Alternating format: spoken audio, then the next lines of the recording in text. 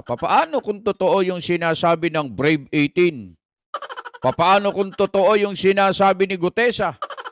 Papaano kung totoo yung sinasabi pa ng ibang mga testigo na bumanggit sa pangalan ni Martin Romualdez katulad ni ng mag-asawang Diskaya?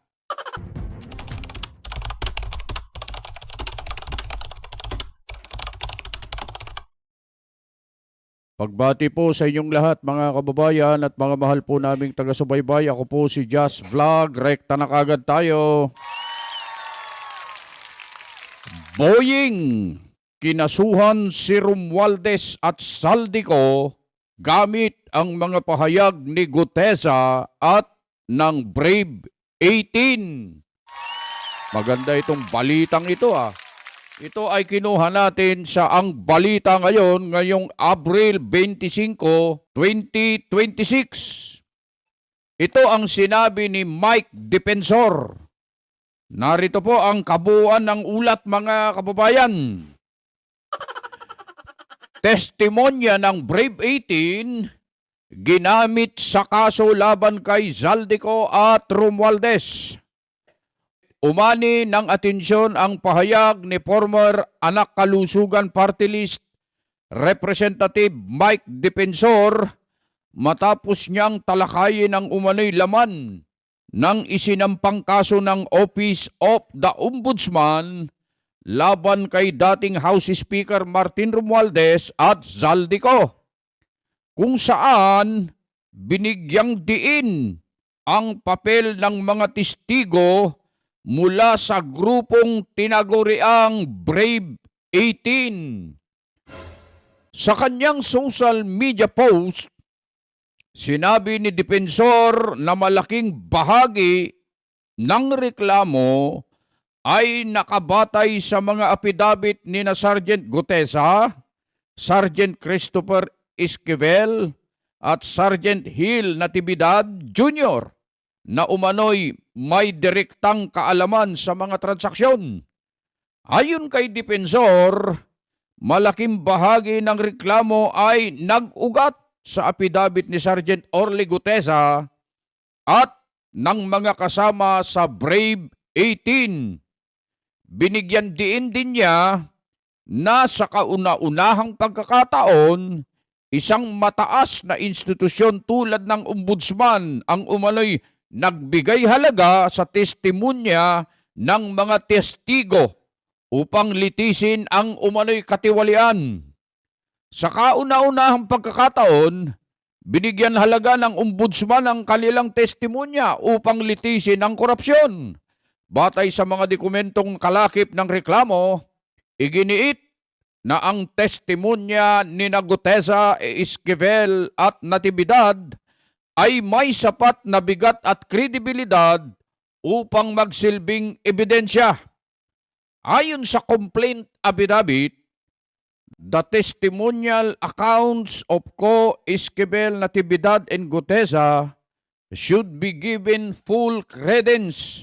Dagdag pa ng dokumento, credible, consistent, and corroborated testimonies constitute competent and sufficient evidence.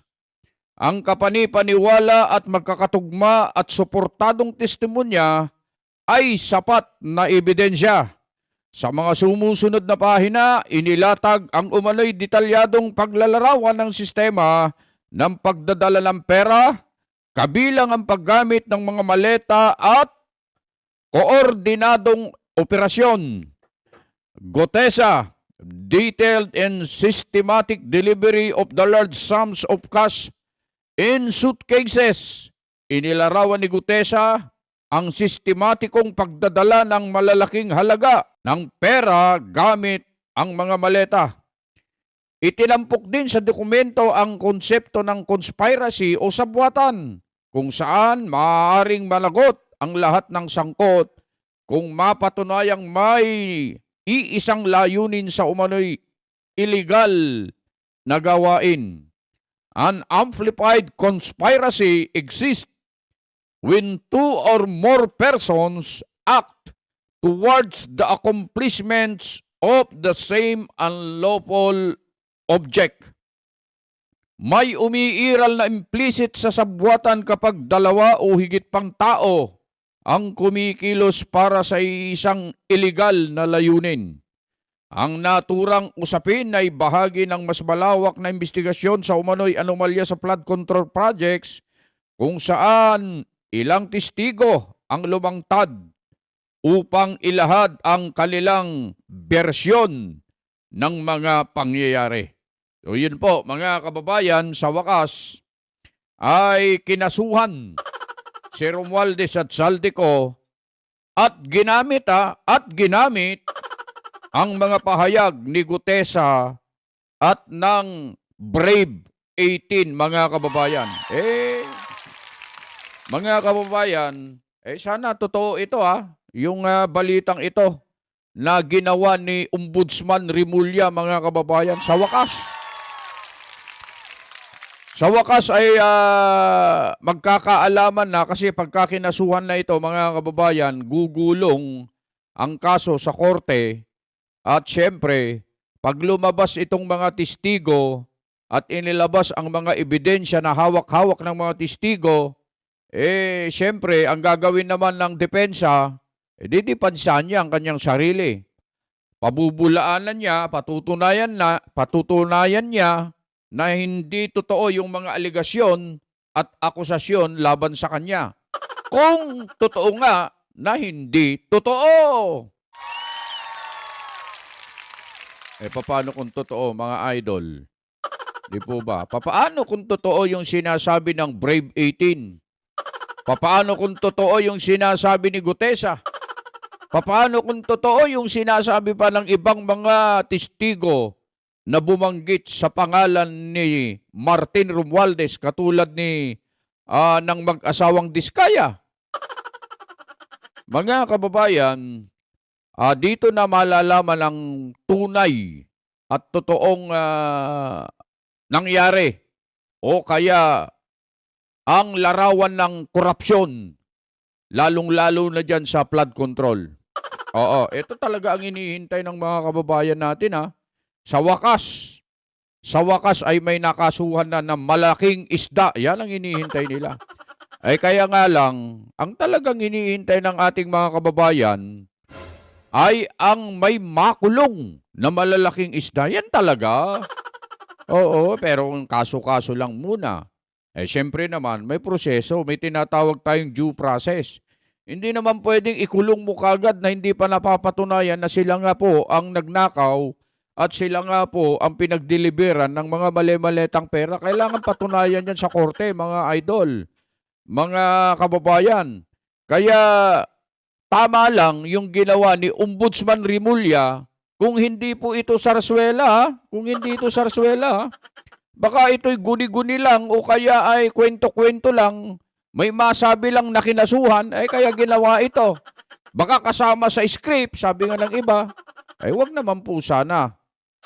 Oo, wag naman po sana. Tutuhanin. Malupit yung mabigat yung sinabi ni dating Speaker Martin Romualdez sa kanyang video nung nakaraan. Kung babagsak niya ako mag-isa, babagsak ako. Hindi ako papayag na ako lang mag-isa. Ganun pala. Kung babagsak man ako, sabi pala niya, sorry, ay hindi ko papayagang bumagsak na mag-isa. Parang ganun ang gusto niyang sabihin, mga kababayan. Ibig sabihin ay mandadamay po ito, mandadamay. Oo, at ngayon mga kababayan, abangan natin kung matutuloy pa ba ang investigasyon dyan sa Blue Ribbon Committee. Dahil sa itong si Ping Lacson ay hanggang imbita lang. Hindi niya pinupuwersa si Martin Romualdez na dumalo sa hearing sa Blue Ribbon. Pag ayaw ni Martin Romualdez, parang wala siyang magagawa, parang ganun Oo. Nagtataguan niya, sabi ni Senator Rodante Marcoleta, sa interparliamentary courtesy. Pag sabi nga ni Senator Marcoleta, kung ako yan, kung ako ang chairman dyan, hindi pwede yan. Pupwersahin ko yan. Yan ang sabi ni Senator Rodante Marcoleta, which is Yun naman talagang tama. Kaya palakpakan natin si Senator Marcoleta sa kanyang katapangan at katapatan sa pagsisilbi sa bayan.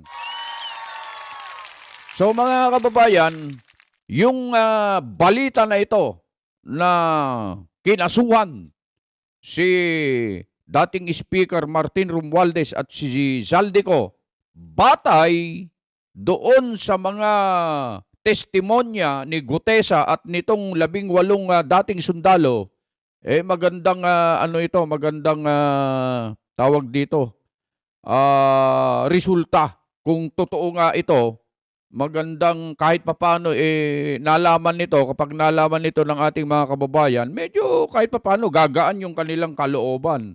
Kung hindi man sila lalong mabubwisita dahil sa ang gusto talaga nila hindi yung ganito lang.